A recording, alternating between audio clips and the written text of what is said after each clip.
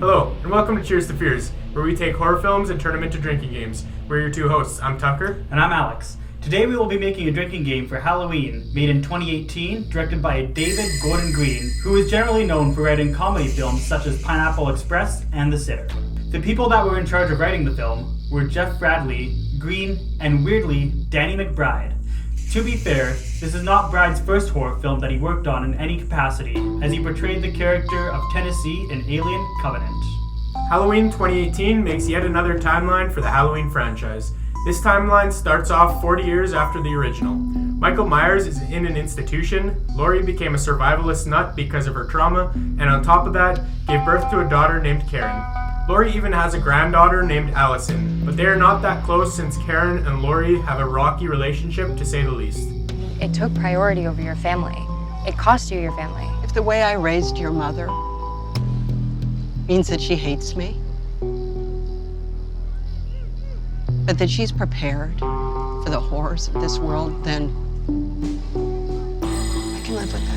Taking the spot of Loomis this time around is Dr. Sertan, another doctor who borderline belongs in a mental institution themselves.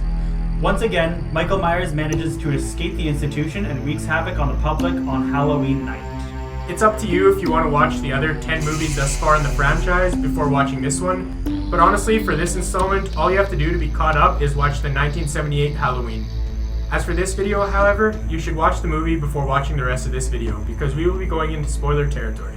If you want to play the drinking game without having to be spoiled, we will have a list of the rules posted on screen now. If you don't care about spoilers, or if you have already seen the movie, come and join us as we will move on by looking at the rules that we made for the movie, along with how many drinks they gave us. For generic rules for any horror movie drinking game, you have to start with taking a sip if you see somebody die. Michael Myers was out for blood after being locked up for 40 years without killing anybody, and he takes full advantage of his newfound freedom. This can be seen by the 17 people that died in Halloween 2018. Next, if you hear somebody scream, cry, or yell in the film, you must take a sip. In total for this rule, it made us take 20 sips. Part of you, Michael. It's part of you.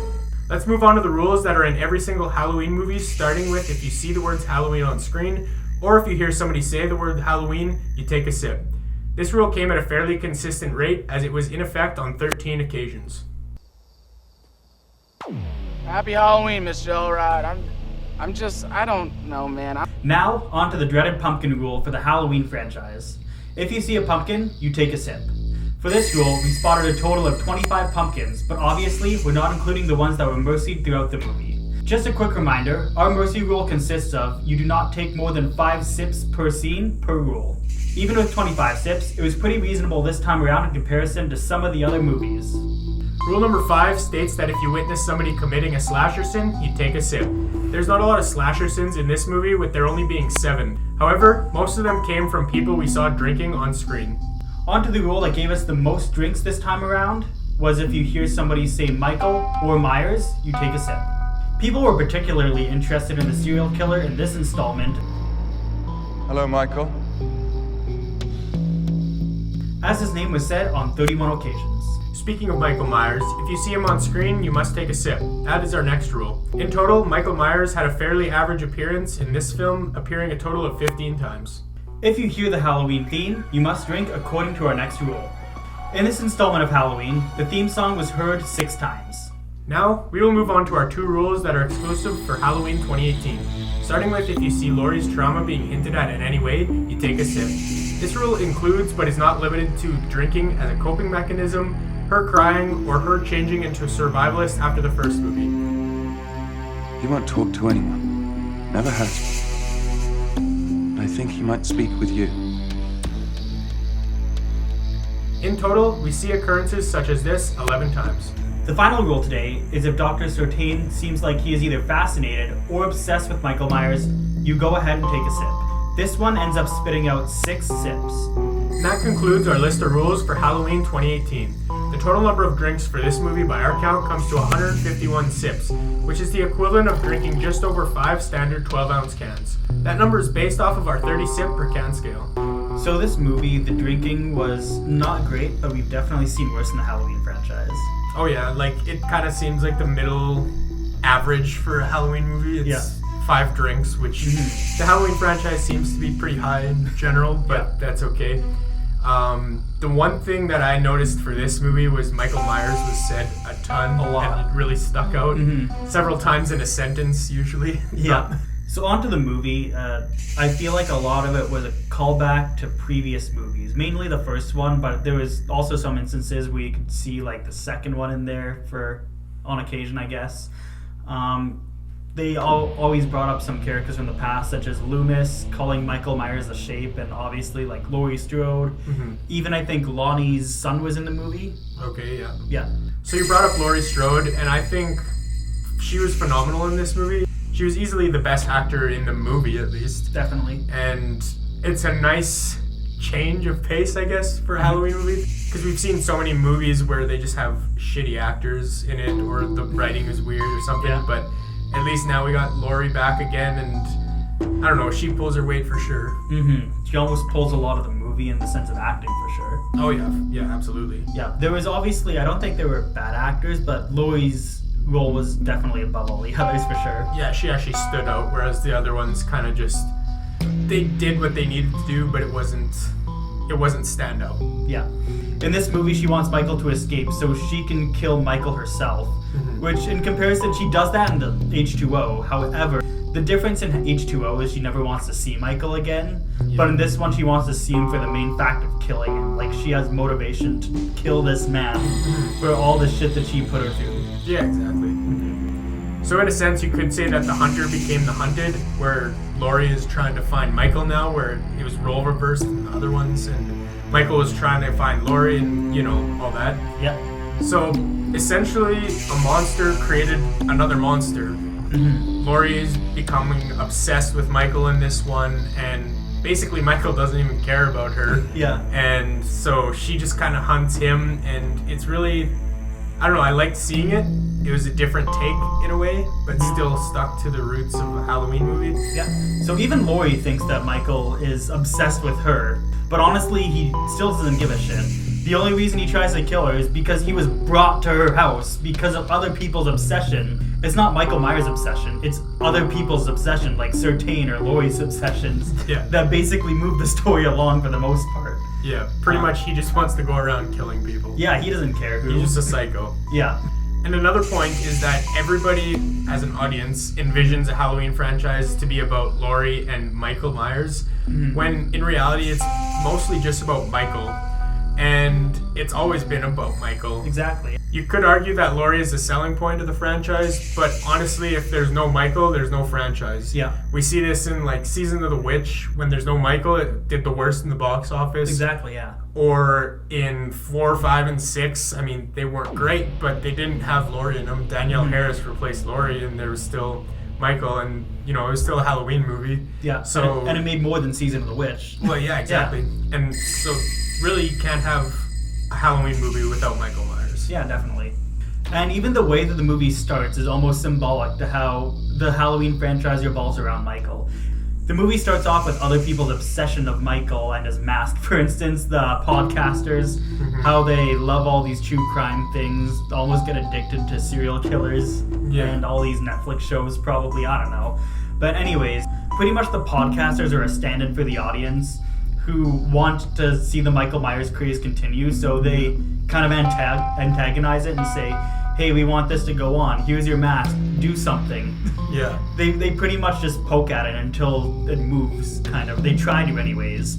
Yeah, and that's actually another thing. Is Michael Myers even actually obsessed with his mask? Like, is portrayed in many other films.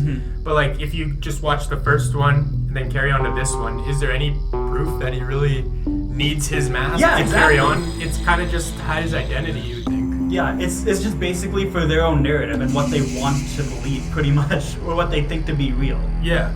So we did bring up acting roles in the beginning of this discussion, and we talked about how obviously Laura is the standout role in this. But then Allison was also pretty good, and Sartain wasn't bad either. Yeah. But Karen specifically had a scene where it kind of fell flat on its face. It just felt emotionless. It's a scene where she's talking about how she was growing up with Laurie, and I don't know, it it didn't seem like it worked too well, and like I said, it just felt emotionless. Yeah. I learned how to shoot a gun when I was 8. I learned how to fight. I had nightmares about the basement. So I'm not sure if it was a director decision or if it was her acting. I don't know what exactly was the call on that, but it didn't work for me, and obviously it didn't work for you. So, yeah. I feel like one of the other standouts for the movie was the score. It had John Carpenter working back on the score, and it was very well done. Probably one of the better ones that I've heard, especially recently, in recent years for sure. Oh yeah. I feel like the most iconic scene from the movie is the sting when Allison has her first encounter with Michael Myers.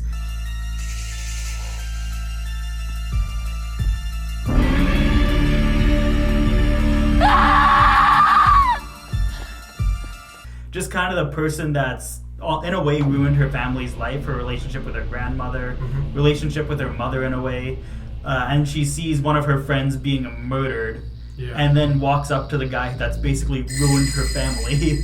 Oh yeah. Yeah, in just such a graphic way, I suppose. Yeah, and I guess John Carpenter has a knack for scores because, like you said, every time he's doing a score, it hits so hard, and it does its job and far beyond its job. Honestly, Yeah, definitely. It wouldn't be the same movie without it.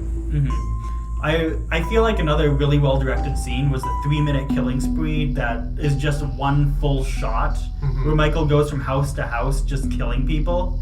Oh yeah. And they don't break away the camera once. Yeah, it's pretty cool to see that consistently 3 minutes going on because you don't see that very often. It's usually just like so many cuts and like the cuts work fine, but when you do a 3-minute continuous shot, it just adds an extra element, I guess. Yeah. So one thing I did like about this movie is that it had references to the original, obviously being a direct sequel to it. Yeah. But it being released 40 years later, obviously people forget, or a lot of people haven't seen the original even, I'm sure. So it was nice to see those callbacks to the original. Like, for example, they had the porch light with Laurie. So in the original, they shut the lights off, but in this one, they turned the lights on and let Allison in. So it's kind of a callback to that original one, but just flipped.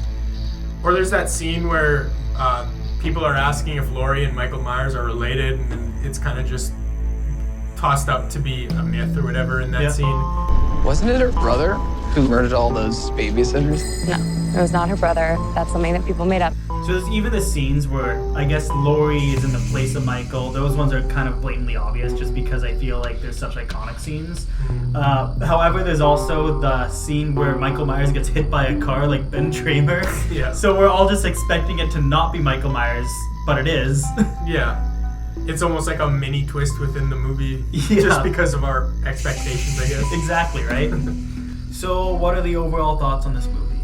Overall, I thought this movie was solid, especially compared to some of the shit we've seen over the last month. But yeah, it's overall a good movie, and like you said, the acting's good, the writing's good, the cinematography, the score. Like, there's so many good things about this movie that it's hard to nitpick it and pick it apart. Like, I don't know, it's a good Halloween movie and just a good movie in general. Yeah, the nihilistic point of view, I feel like really is a top-notch I guess kind of take on it compared to a lot of the other Halloween movies.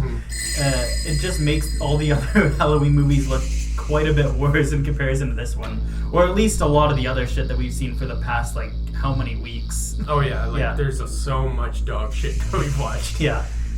And finally, we come to the award ceremony, where we award one not-so-lucky nominee, the Darwin Award. This award goes to a character that made a stupid decision that resulted in them getting killed, somebody else getting killed, or simply resulted in something bad happening that could have been easily avoided. This award can also be given to a character that is just plain dumb. Here are the nominees. Today's first nominee is Dr. Sartain, for denying Officer Hawkins the opportunity to kill Michael, but instead saves the life of somebody you know to be a dangerous serial killer that ends up killing him. Next for nominees, we have the podcasters Aaron and Dana for antagonizing Michael and showing him that they're in possession of his mask, marking themselves as an easy target for him. Also, an extra mention goes to Dana for doing nothing while Aaron is getting brutally murdered. Finally, we have the young boy Kevin. This kid seriously needs to learn some firearm lessons because he ended up getting scared by Sartain and shooting him. And the winner is... Dr. Sartain for letting Michael Myers go on 2 separate occasions. The opening act where he makes the bus crash, and right before Hawkins takes him out. The latter of these 2 things leads to his death. And with all that being said, we hope you enjoyed our look into 2018's Halloween.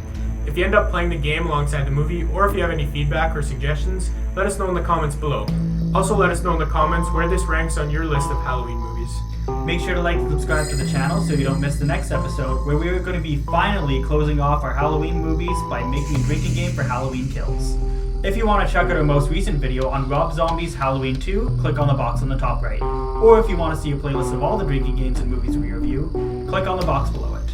Thanks for tuning in, and this is us saying, Cheers to fears.